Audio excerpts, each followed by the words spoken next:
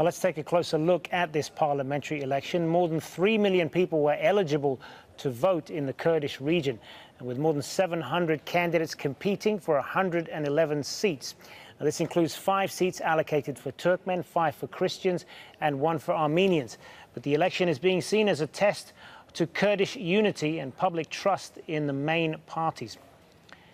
Yerevan Said is a Kurdish affairs analyst and a researcher at the Middle East Research Institute. He joins us via Skype now from Arlington, Virginia. Thanks very much for being with us. So let me ask you, first of all, what exactly is going on here with the PUK? Because we seem to be getting conflicting views. We understand a senior member is saying that they're not going to recognize the results. Others giving a different story. What's going on there, and why would they not recognize the results? It is really not strange that, when in the early hours after the polls are closing in the KRG elections, some political parties came out and say that we are going to reject the election results. But, it was Saadi Ahmed Piro, who is the spokesman for the PUK, who said that they would reject the election results, but later he corrected his statement, saying that they have some reservations about the polling or the ballot boxes in Erbil, which is a stronghold of the KDP. But also KDP has made similar counter accusations against the PUK, which has accused the PUK of rigging the elections in Suleimani and also Halabja provinces, which are both the PUK's stronghold. And as far as the implications that this will have on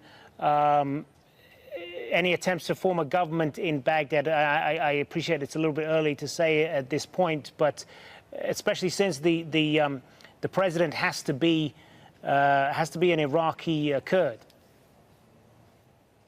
It is not certainly has to be an Iraqi Kurd, but it has been a norm since 2004 that the president has come from the Kurdish has been a Kurd. And now, if I think we have to wait and let the dust to settle at the moment, because everyone is accusing the other. It is not just the KDP and PUK who are making allegations of electoral fraud. The other smaller parties, the opposition parties in the KRG, would make these accusations. I think if we give it 1 or 2 days, everyone would calm down. But certainly, tension has been very, very high in the Iraqi Kurdistan region, especially between the KDP and PUK, who have not been able to come out with a solution or some kind of unanimity about the nominee of the Iraqi president. The PUK unilaterally appointed Barham Saleh, who is a former deputy prime minister of Iraq,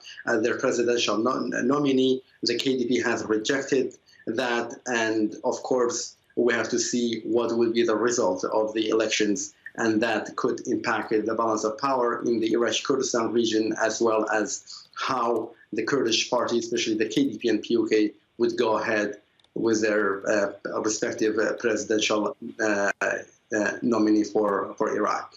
And what about the economic situation there? How to what degree has that affected the mood in the region right now?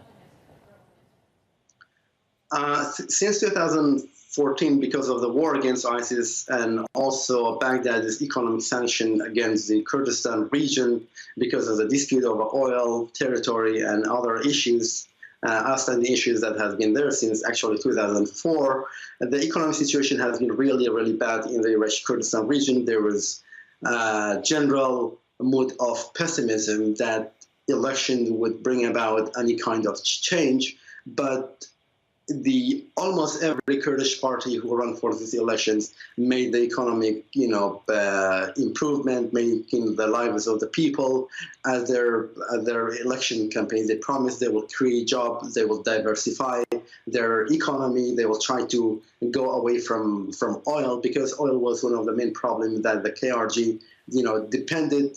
They exported oil, but because of the drop of the oil price, as well as the sanctions by Baghdad, by Turkey, by others, KRG has been suffering really bad in the term of economy. It was not able to pay the civil servants salaries for a number of years now, even though it's stable, but they slashed salaries for about 50% and more, but they have promised that when they would form the next government, they will try to restore everything. They will make the people's lives better. But of course, that will require some really some really economic minds that KRG has to acquire, whether it is from the outside advisors, or it would be able to use local talent, so that the KRG would be able to make the economy better for everyone. Yerevan Saeed, good to speak with you. Pleasure.